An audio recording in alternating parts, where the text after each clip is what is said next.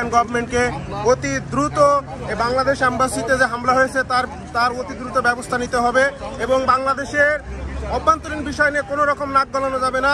হিন্দুদের উস্কানিমূলক কোনো কর্মকাণ্ড এখানে করা যাবে না। এজন্য আমরা এখানে উপস্থিত হয়েছি। আমরা আরো বলতে চাই, বাংলাদেশ এককভাবে পৃথিবীর বুকে দাঁড়াবে, বাংলাদেশ কারো তাবেদারি করার জন্য নয়। শেখ হাসিনা একজন ফ্যাসিস্ট রুলার, যে বাংলাদেশে হাজার হাজার মানুষকে মারছে। পৃথিবীর কোনো দেশ, ইংল্যান্ড সহ, ইউরোপিয়ান ইউনিয়ন সহ, আমেরিকা সহ তাকে আশ্রয় দেয় নাই। সেখানে ইন্ডিয়া একটা ডেমোক্রেটিক কান্ট্রি হিসেবে কিভাবে এরকম একজন ফ্যাসিস্ট রুলারকে আশ্রয় দেয়?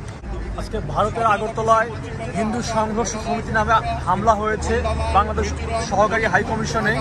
পৃথিবীতে বর্বর দেশগুলো যেগুলো আছে, কোনো দেশে এরকম সংঘর্ষ সমিতি নামে নাই যেটা রাষ্ট্রীয় ইন্ধনে, এবং ভারতীয় রাষ্ট্রীয়ভাবে তারা ভারতীয় গণমাধ্যম, ভারতীয় ক্ষমতাসীন দল বিজেপি এবং ভারতীয় বিভিন্ন ধর্মীয় সংগঠন যারা উগ্রবাদে জড়িত, তারা বাংলাদেশ নিয়ে প্রতিনিয়ত সংখ্যালঘু এবং বিভিন্ন প্রোপাগান্ডা চালাচ্ছে, হামলা চালিয়েছে। আমরা এর প্রতিবাদে আজকে বাংলাদেশের ঐক্যবদ্ধ। আমরা ভারতকে জানিয়ে দিতে চাই যে এগুলো অচিরেই বন্ধ করতে হবে। অখণ্ড বাংলাদেশ আন্দোলনের পক্ষ থেকে 10টা দাবি নিয়ে এসেছি। তার 1 নাম্বার হলো মন্দিরকে পাহারা দিয়েছে বাংলাদেশে ইন্ডিয়ান আগ্রাসন বন্ধ করুন।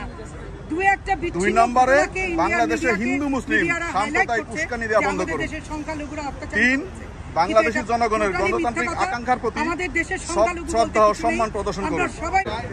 নবাবী বাংলার যে অংশগুলো আপনারা দখল রাখছেন, সেই অংশগুলো বাংলাদেশকে ফেরত দিন সসম্মানে।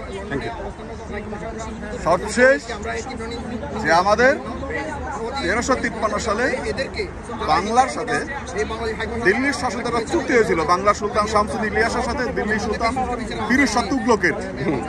সেই চুক্তি অনুযায়ী যে বাংলা কখনো দিল্লি আক্রমণ করবে না, দিল্লি কখনো বাংলা আক্রমণ করবে না। আমরা সেই চুক্তির বাস্তবায়ন দেখতে চাই। আমাদের অংশগুলো ভারতের কাছে ফেরত চাই।